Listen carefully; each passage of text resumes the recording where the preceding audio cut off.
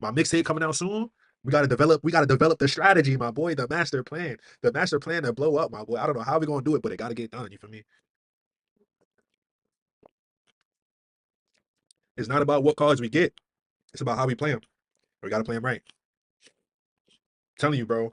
I was talking about the dilemma earlier. I got a lot of songs, but I don't own none of the music. I can't drop songs and I don't own the music.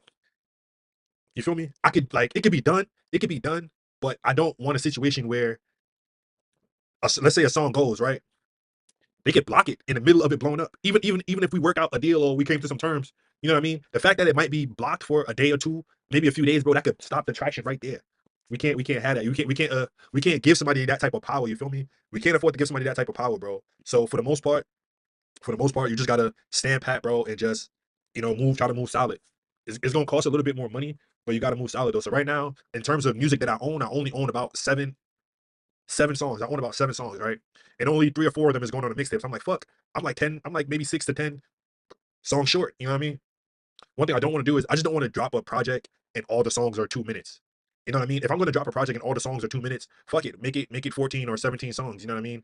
At least if somebody wants to listen, they can at least play it through and they can do it. They can at least have a 30-minute drive. You know what I mean? To listen to your stuff. You know what I mean? So you don't want to be in a situation, the motherfucker, he just going right there. He throw your shit on and then your mixtape is over with. You know what I mean? Your music is over with. You wanna have your music playing for as long as possible. You know what I mean? I think that just helps build up. Whatever you got going. You make a song can be hot, but if it's a minute and 30-second song, I get it. I get it. I get why people do it though, because if the song is a banger, right? And the song is only a minute 30, that means they can get more ads in and they can get more streams in. So it's like if your song is sub 2 minutes, you feel me? They kind of look at it like, ooh, and it's hot, like, ooh, you know what I mean? Like we could push it, you know what I mean? But not saying that they do that, but like, you know what I mean? Like, come on, you feel me? If a song is hot, it's gonna just go, and you're gonna see the ads coming in more frequent, you know what I mean? And you just get more streams all around, bro. So that's what people do. That's what people do. I don't want to be in a trap where I'm just making music and then I'm just cramming some stuff together and put it out. Like, nah, I want this project to have substance.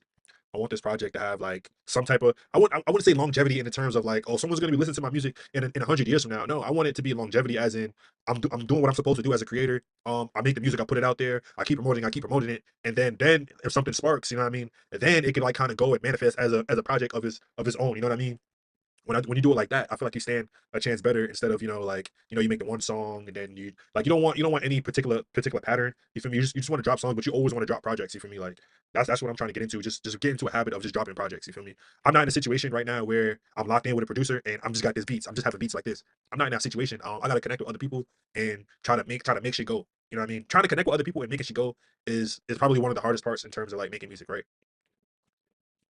You gotta understand like it's expensive to give away beats for free. You feel me? It's very expensive to give away beats for free. Like you give somebody a beat, you don't even know if you gave them $1 million or not, bro. That's the reality of the situation because even though like a lot of songs are like invisible, there's still a lot of songs getting pushed through at the same time. You know what I mean? A lot of songs is invisible, but a lot of songs are getting pushed through at the same time. You feel me? So don't ever think that that beat that you made it just can't blow up. It's just that the combination not there yet, bro. Sometimes the artist and the beat and the mood and everything's got to align. Sometimes, like I think 50 Cent said this in the interview. The hardest thing to create is a superstar musician. It's like every everything has to connect in all these different types of ways. Like it's a very intricate process to make a superstar musician. You know what I mean? They got to have certain things about them and certain characteristics. And nobody wants to admit it, but it's like a looks thing too. Like how you look and dictate how people like view you. Like you know what I mean? So I haven't really experimented as if in a sense where how people would view me as an artist because I haven't really gotten anywhere. You know what I mean? So I got one song out. I got one song out right.